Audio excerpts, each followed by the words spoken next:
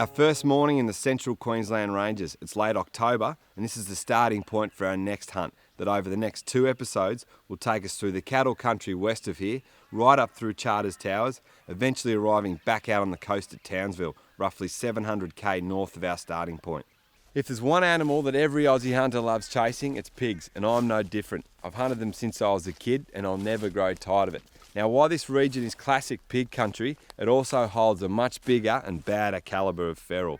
It's going to be hot, but so is the action as we take on the notoriously nasty Queensland scrub bull. Clark, great to be back up here, mate. We've been talking about this hunt as usual for a while, and you've been telling me about this bull country of yours, and it's quite different to what you would think as, you know, maybe some of the open flat kind of plains country. Certainly. We're right up here in the ranges. Yeah, that's what's different about these scrub bulls up here. They originated from, you know, the early Brahman, which was like the zebu cattle, 80, nearly 100 years ago when they first brought them in. They're right up here in the high ranges. They live on the edges of these cliffs, and yeah, totally different. One thing that hit me straight away, you said it was dry. I've seen it with my own eyes. It's as dry as I've seen it. Yeah, this is dry. What we'll be trying to do is get back to where the little isolated pockets of water are, and yeah, we've just got to cover some country. We've got a new part of the team, this machine, thanks to Arctic Cat Australia. We're going to rack up some miles in this. It's going to be a great tool in these conditions. Yeah, I think this will get us back and make that difference on this trip. Well, I'm keen to get a look around, so let's get into it.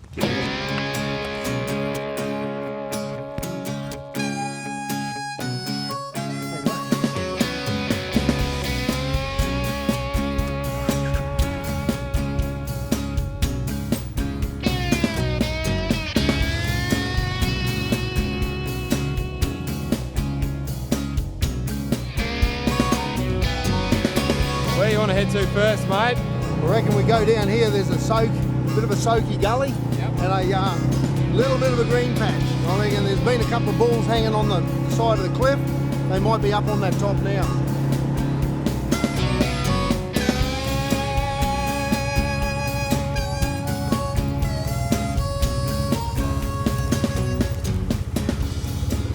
This'll do about here, mate, I reckon. Yep.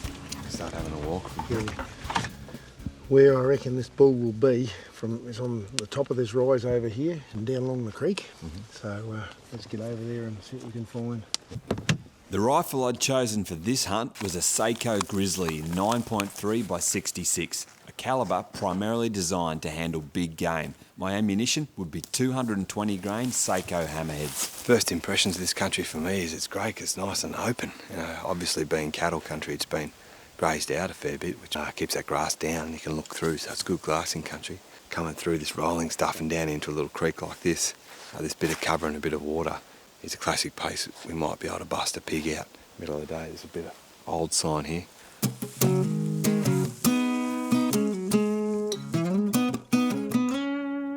It was soon clear the pigs had moved on long ago, but further down we found an important place to start looking for sign. This is a beautiful little creek, mate. Yeah. Obviously water in these conditions is going to be crucial on a hot spot. We're going to revolve a lot of our hunting around places like this, yeah? Yeah, that's the one of the features of all this northern country here. Water dictates life, and you'll see here we've got the pigs have been in here, bull tracks here, wallabies, everything comes down here. It's amazing there's still a bit of water left here. You see where the watermark normally is. Now this is usually a really good creek. The country we're hunting here is a working cattle property. Yep. Now, let's just explain the dynamic here with what's going on between the domestic cattle and these wild bulls that obviously cause a big problem for the landowner here. Yeah, definitely. It's a situation of geography dictating, you know, how you can run your cattle in this country.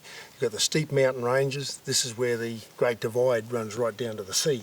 So you've got steep sides and like this plateau country up top that the landowners use for their domestic cattle. So over the last 100 years, there's been cattle that just can't be mustered. They've broken away and formed their own species, subspecies. And they're usually made up of the early zebu, lines of cattle, Brahman, shorthorn cattle, there's Angus, everything's gone into them. So you can have any colour, any shape, big horns, curly horns, you name it. But they do cause a lot of trouble for the landowners because they come in here, they compete with the stud bulls. and they change the whole colour of a herd and the whole quality of a herd. To try and track down these bulls, we're going to be hunting areas where the cattle are hanging out, the domestic cattle are hanging out, and hoping that those bulls are hanging off them. Yeah, usually they will be, if there's a scrub bull around, he's usually within half a kilometre or so of where there's cattle coming in to drink. Oftentimes they'll share the same water holes, but sometimes a bull will have just a little soak on the side of a hill, on a steep side, and that'll be his, and he'll defend that territory very stringently. Yeah. So we just got to try and find them before we push them out into that real wild country off the sides. Yeah. If they smell you here, these bulls are very much like a deer. If they smell you, they'll just drop into one of those scrubs, and then it gets real interesting.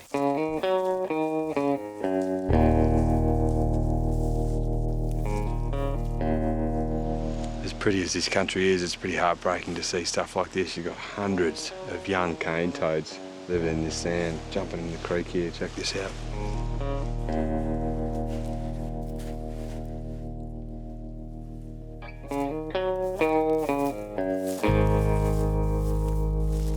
I was just picked up on a mob of cattle up here, which is nothing too exciting, but the fact that there might be one of these bulls hanging around here is, so we've got to make sure we don't spook the cattle, get the wind right, go up there, see if one of these big guys might be hanging off the back.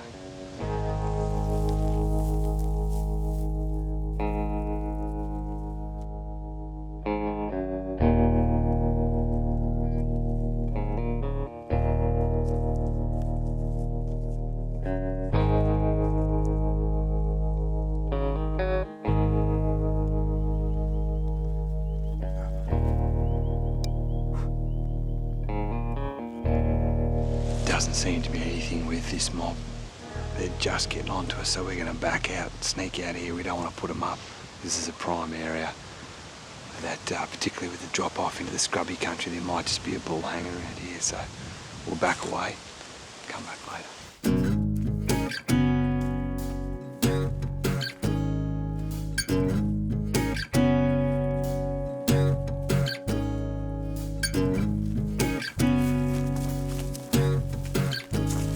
It'd be wrong to find one on the first hunt, wouldn't it? It would.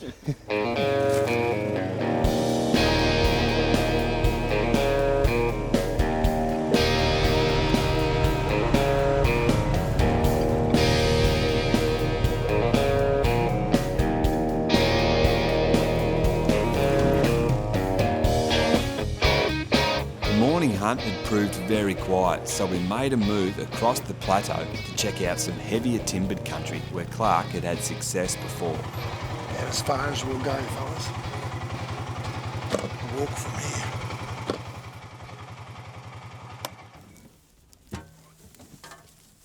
Pretty comfy and easy going in that, but time to do some real stalking. I just love hunting this time of the day, in the afternoon, as it cools off.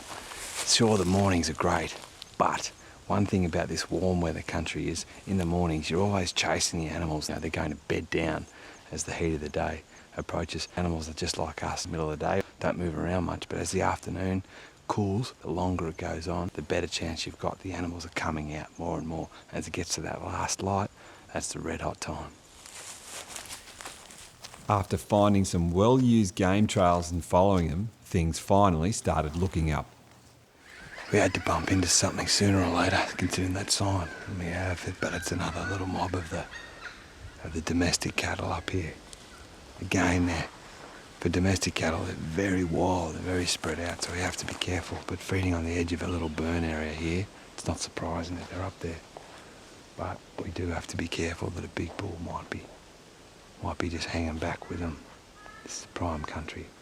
Despite looking hard in the thick stuff, all we could find were scattered mobs of domestics. In this country, often the only way that a landowner can get the cattle out of here is by using choppers and mustering them into wings like this one here.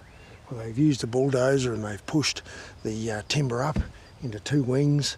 They put in a portable set of yards and they muster cattle in with the choppers. When prices are high, you'll see landowners will be trying really hard to get these cattle in. But oftentimes those big scrub bulls, big clean skin bulls, they're just too much trouble. They get them in and they often kill other cattle as they're trying to muster them up. So the best way to get them out of this country is often with a rifle.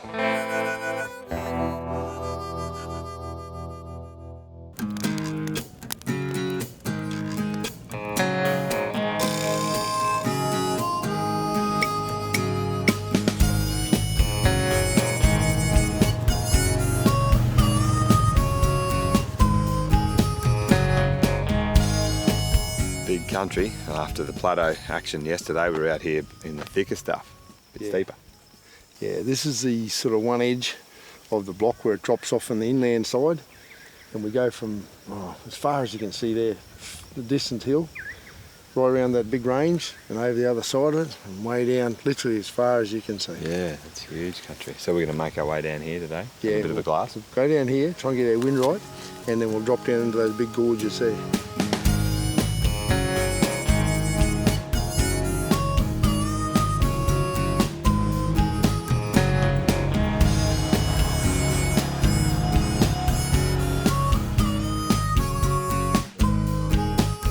We spent the morning glassing and spotting, but only picked up on one mob, and again, they were domestics.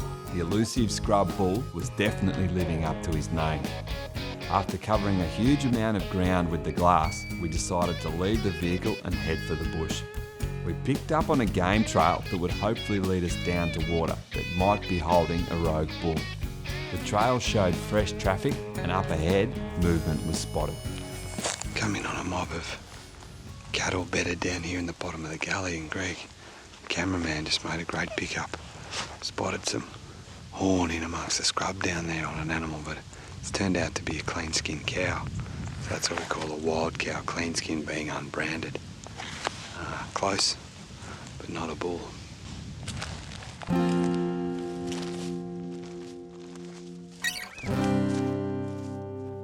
As the day warmed up, we started on a huge walk, making our way slowly along the ridge, down the spur, and then into the floor of a gully that eventually led us to the start of a spectacular rocky gorge. Having never seen this country in the wet, it'd be hard to imagine what it'd be like being in this creek in full flood. You know, now it's just nothing. The river's dried up to little ponds. It's all the fish just holding back in tight little holes. But imagine what it'd be like with the torrent of water down here and water up over my head. It'd be fierce. There's fresh dingo tracks on that cattle pad and dingo scat there. So just in this patch of scrub we could have a little family. We might give them a call, see what happens, eh? Yeah.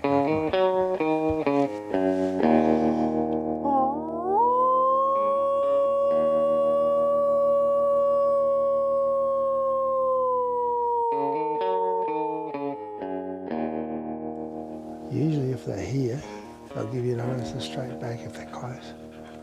I did that one day and I had 12 dingoes come down the gully like that, straight at us, just like that.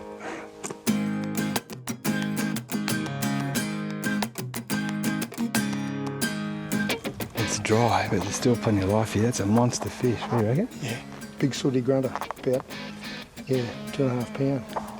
Beautiful eating. You catch them with little soft plastics and fly. Hey, the turtles just popped up over here. Beautiful bit of country. Yeah. Over 20 years of hunting this block through here, and I've never actually walked through this corner of the gorge.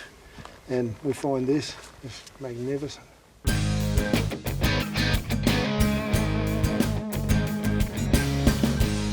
The temperature had now soared to nearly 40 degrees, so when we found a deep pool further on up the gorge, we had no hesitation in jumping in to cool off and recharge for the long walk up to the vehicle. Back at camp, thanks to Judy, we were greeted with the amazing smell of a camp oven lamb roast that made for a feast. It had been a couple of long, hot, tough days, and we still hadn't laid eyes on a bull, but tomorrow was another day.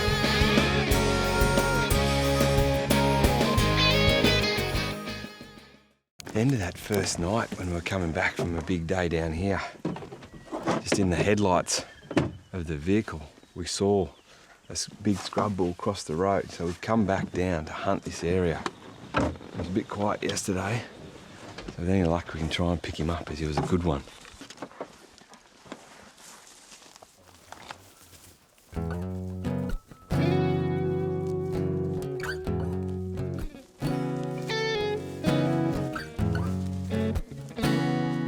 Pretty warm this morning. It's probably the warmest morning we've had. I'm making it a bit hot and sticky. We've covered a lot of ground, hasn't turned up anything, but one good thing is we've found out where they aren't. Important thing about hunting, always got to find out where they're not, and then you can find out where they are.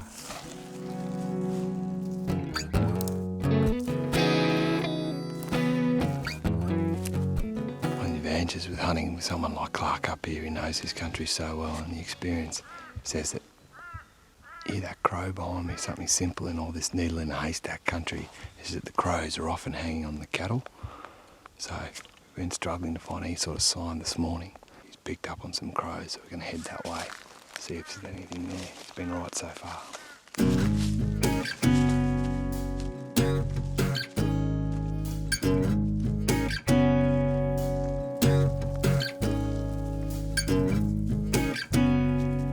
Clark's theory with the crows has turned out spot on again. We just picked up some cattle. About an hour of working out if there's hopefully one of these big guys hanging with them. We cautiously snuck in on the wily bunch of cattle that were feeding along the edges of the creek. With anticipation, we began thoroughly glassing the scrub, searching for a troublemaker. But again, this time, unfortunately, there was no bad boy hanging around. Disappointed, we continued on, but then finally, persistence paid off. Clark's just picked up a big bull out of nowhere. Big brown thing. On his own.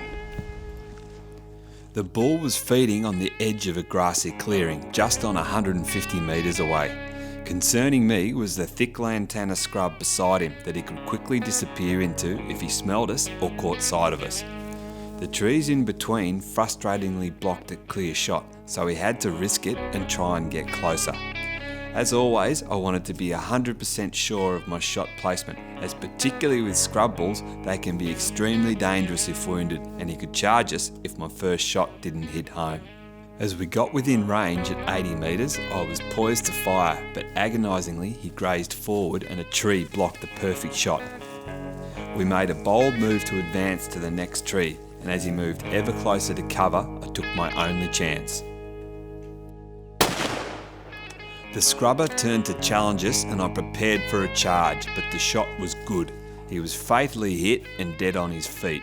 As you should with any large dangerous game, to be safe and humane, I followed up until he was down. He's down. He's down. And that's a big bull.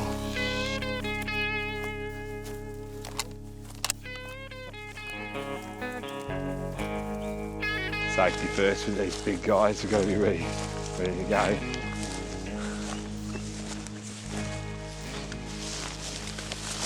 Yeah, just steady, mate. He's good. Yeah, he's done. All right. He's down. Look at the cape on him. Look at the bronze on him. What a beast. Well done, Blake. Well done to you. Look at the size of this thing. What a behemoth. Cannot even move that. The size of the head on the thing. He's got good bases. Good big bull. 7, 8 year old bull. That's bigger than a buff. That's what we've been looking for. Yeah, all those miles around the hills. And we've been looking. We've been looking. But see what he was doing? He was just hanging off the side of those heifers. Yeah. He was checking them. And not ready to be with them. They're not cycling yet. And they're just hanging in the scrub off to one side. Let's prop him up and have a good look at him. Bull down, mate. Fantastic. I'm wrapped. I've been looking forward to this hunt for a long time. It's been harder than I thought. Yeah. And I've got to say, like most Aussies, I reckon you'd expect to be hunting bulls out on flat plains country out the back of Queensland or up in the Territory, and this has been a whole new experience. Yeah, it blows people out when they see the country that these things live in. They're like a super athlete when it comes to they just live on the sides of the hill. Now this bull is an absolute machine, the size of it. He's got the Brahman hump. Like, I don't know much about cattle, but he's certainly not a pure white Brahman like we're seeing. He's a mix of everything, as you'd expect in a scrubber. But where's all this come from? Yeah, a long history, mate. It's when they first brought cattle into this country, they had like Pole Shorthorn and Hereford cattle, and they were not really suited. So they went out to try and find species that would, be more suitable to Queensland conditions. So they started bringing in the first Brahmins. The first ones that they brought into this country said, fantastic, let's just hit the scrub. Yeah. And we're Well, dealing here with animals that are generations old and living here. Yeah, 70, 80 years since the first cattle sort of went wild into these hills. They've had black pole, they've had Brahman, they've had everything mix up. So this is like a multiracial, multicultural bull. He's got everything in him. Yeah. Now there's some serious headgear on here, so I can see why the landowners and the cattle do not want these anywhere near their yards or the domestic. So go through what a problem it is with the breeding and the horns and their temperament and everything it does. Well, you just see the marks on this thing here. He's got a hole in his side over there that's literally caused something's punched him. He's been fighting real hard.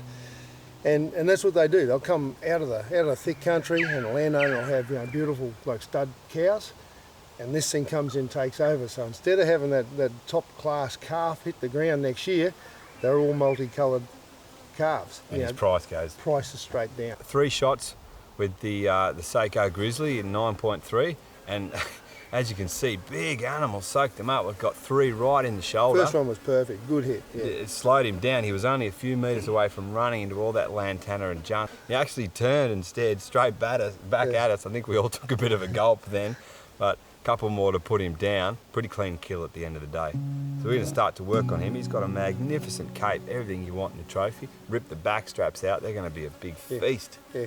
You'll see the horn's a lot bigger. That's still a really, you know, good. He's got about 16 inches either side on the curl.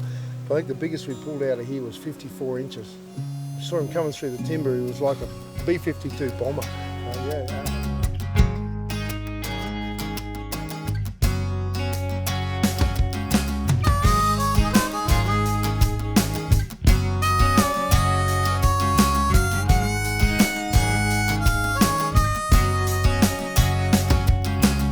Maroka 30 is the proud hunting clothing and equipment sponsor of Beyond the Divide, custom designed for our local conditions and uniquely Australian. Ask for it in store at your local gun shop or check out the full range at maroka30.com.au.